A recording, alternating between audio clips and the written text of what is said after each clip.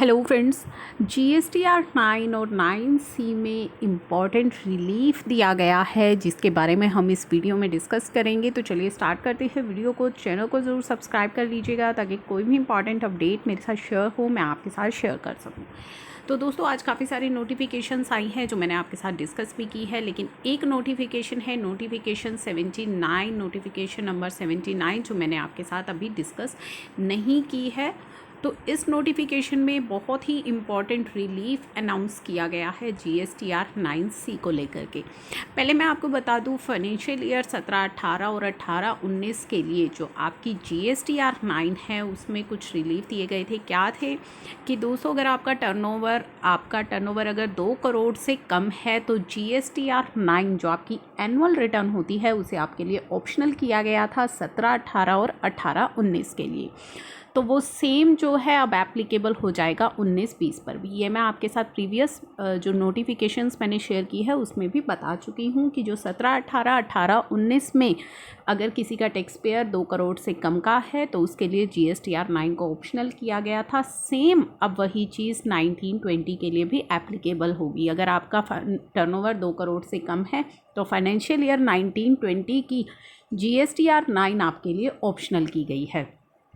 ये है notification number 79 जिसके अंदर काफ़ी इंपॉर्टेंट जो रूल्स हैं वो अमेंड किए गए हैं।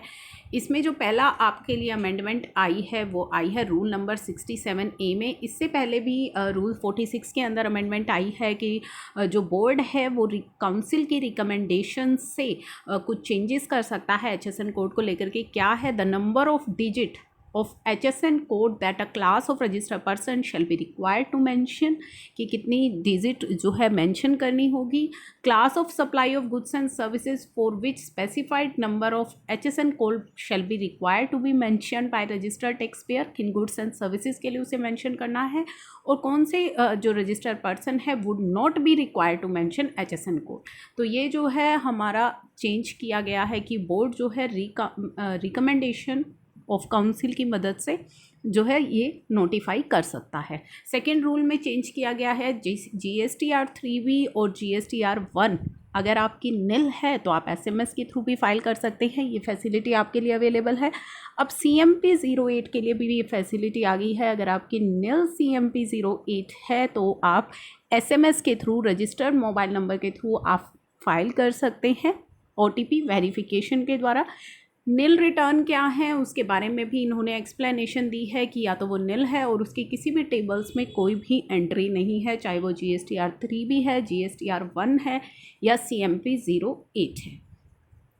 अब यहाँ पे जो है रूल 80 सब रूल 3 की मैं बात कर रही हूँ जो हमारी जीएसटीआर 9C से रिलेटेड है। जीएसटीआर 9C तो दोस्तों फाइनेंशियल ईयर 19-20 के लिए जो आपकी जीएसटीआर 9C रहेगी उसकी लिमिट भी बढ़ा दी गई है। Provided that for the financial year 18-19 and 19-20 यानी कि फाइनेंशियल ईयर 18-19 और 19-20 के लिए ये ऑडिट लिमिट जो है वो एप्लीकेबल रहेगी। Every registered person whose aggregate turnover exceed 5 crore rupees shall get his account audited. तो अगर आपका टर्नओवर 5 करोड़ से ज़्यादा है तभी आपको जीएसटीआर 9C जो है फाइल करनी है, यानी कि अपने अकाउंट्स आपको तभी ऑडिट कराने हैं अगर आपका टर्नओवर 5 करोड़ से ज़्यादा है। 18-19 के लिए ऑलरेडी है, अब ये 19-20 के लिए भी कर दी गई है। इसके बाद ई-वे बिल के लिए एक इम्पॉर्टेंट चेंज यहाँ पे बताया गया है जो मैं आपकी इसी वीडियो में कवर कर रही हूँ। With effect from 20 March 2020 in rule 138E after the third proviso ये फॉलोइंग प्रोवाइजो इंसर्ट किया गया है। क्या इंसर्ट किया गया है?